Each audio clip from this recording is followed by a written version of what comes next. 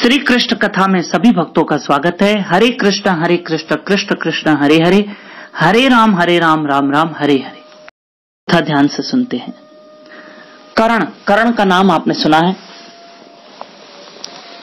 कर्ण जो बड़ा दानवीर था, लेकिन जब कर्ण को शस्त्र विद्या सीखनी थी, धनुष बाण चलाना, अस्त्र शस्त्र विद्या, तो वे गुरु द्रोणाचार्य के पास गए। गुरु द्रोणाचार्य ने मना कर दिया, क्योंकि कर्ण सूत पुत्र है। अगर सच्चाई देखी जाए तो कर्ण क्षत्रिय है, पांडव हैं, कुंती के पुत्र हैं, लेकिन ये किसी को पता नहीं है। ये सिर्फ कुंती को ही पता है, माता कुंती को। और सबको ये पता है कि कर्ण को पाला गया है सूत जाति में, तो कर्ण सूत जाति का है। उस जमाने में सूत जाति एक छोटी जाति मानी जाती थी। तो कर्ण सूत जाति के होने के नाते जब वे गुरु द्रोणाचार्य के पास गए, तो गुरु द्रोणाचार्य ने मना कर दिया कि मैं क्षत्रियों को विद्या देता हूं, शस्त्र अस्त्र चलाने की। तो ये परशुराम जी के पास गए। भगवान परशुराम एक अवतार है विष्णु का, आज का कोड वर्ड भी परशुराम है। और उन्हें यह पता था कि परशुराम जी ब्राह्मणों को सिखाते हैं शस्त्र विद्या, अस्त्र विद्या।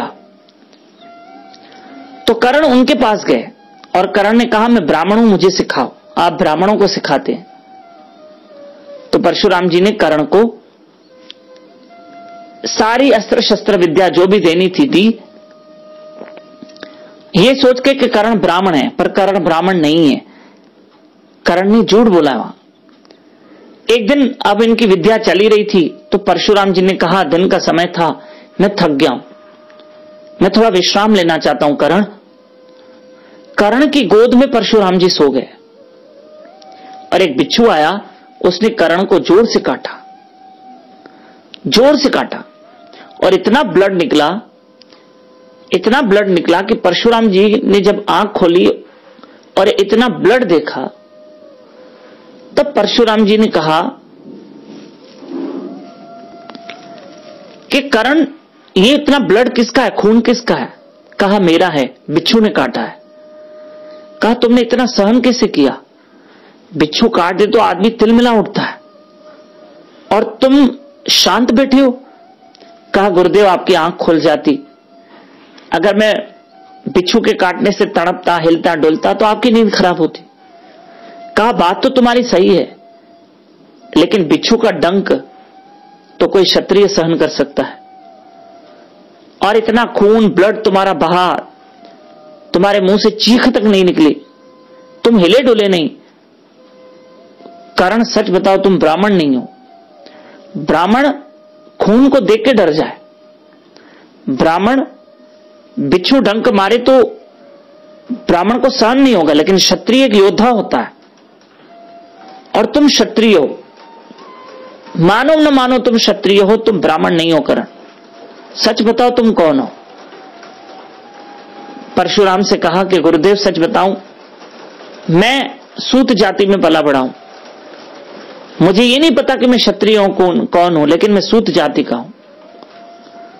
तब परशुराम जी ने कहा, तुम सूत जाति के हो, जो भी हो, लेकिन तुमने मुझसे झूठ बोल के विद्या सीखी है, यह विद्या तुम्हें काम नहीं आएगी। जिस वक्त तुम्हें ये अस्त्र शस्त्र की विद्या की जरूरत पड़ेगी ना, उस वक्त तुम ये विद्या भूल जाओगे। मैं तुम्हें श्राप देता हूं, क्योंकि तुमने झूठ बोला,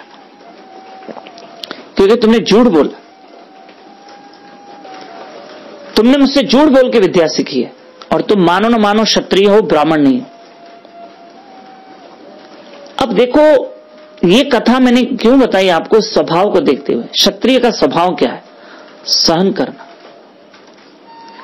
लेकिन आज के दौर में, जो अभी दौर चल रहा है, सिर्फ क्षत्रिय को नहीं, घर गृहस्थ में रहने वाले व्यक्ति को तो बहुत कुछ सहन करना है, बहुत कुछ। आपको एक बात बताएं, समझने वाली बात बताएं आपको हम, हर घर में क्लेश और झगड़ा है। कभी मत सोचना कि सिर्फ मेरे घर में है और सामने वाली मेरी सहेली सुखी है या खुश है। हर घर के अपने झंझट हैं। एक बात बता देते हैं आपको, कम से कम सत्संग का सहारा ले लो। ये तो चलता रहेगा, ये तो चलता रहेगा बापूजी कहते हैं, लेकिन एक सत्संग का सहारा होगा, शांति तो मिलेगी, शांति तो मिलेगी। सबको समझाने से अच्छा खुद को समझाओ। थोड़ा मुश्किल काम है पर वो सही रहेगा। एक सत्संग का आधार ले लो, जहां जब दुनिया सताएगी, जब कोई परेशान करेगा, तो हम सत्संग के सहारे रह तो सकते हैं, जी तो सकते हैं। सत्संग हमारी ऑक्सीजन है। क्या कहा मैंने? सुनिएगा, सत्संग हमारी ऑक्सीजन है, सत्संग हमारी वेंटिलेटर है। कभी कभी लोग ऐसे शब्द बोल देते हैं कि हम पूरे बिल्कुल शून्य हो जाते हैं, अंदर से खाली हो जाते हैं, टूट जाते हैं, प्राणहीन कर देते हैं लोग हमको। ऐसे ऐसे शब्द बोल देते हैं कि ऐसा लगता है डिप्रेशन में आदमी चला जाए। डोंट वरी, सत्संग का सहारा लो, हरि कथा का सहारा लो। हरि कथा हमारे लिए ऑक्सीजन है, वेंटिलेटर है।